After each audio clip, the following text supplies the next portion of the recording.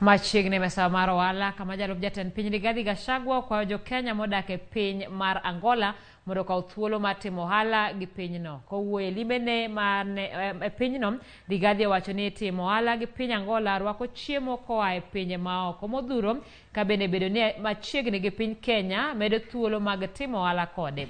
Omedo ni gidhi wuoyo gi mbetre pinje moko mar mondo mi orang thuolo mamoko mag ohala e kind piny Kenya kod pinjego. The home-based staff that we have are only 5 home-based staff. Next to her, Mr. Joao Kunga Mayandi, for this engagement has been announced. Been told that food in this country comes from Brazil. Viazi yetu pale Nyandarua inaoza, imekosa mtu ya kununua. Carrots pande ya Jabini, all the way to Kipipiri, the north and south Kinangop, all the way to Okaw, tumekosa mtu ya kununua carrots. Gunia moja tunauza 200. 200 shillings, one sack. Na imeshonwa na brokers. Ile carrot iko nje ya gunia ni mingi kuliko ile iko ndani ya gunia.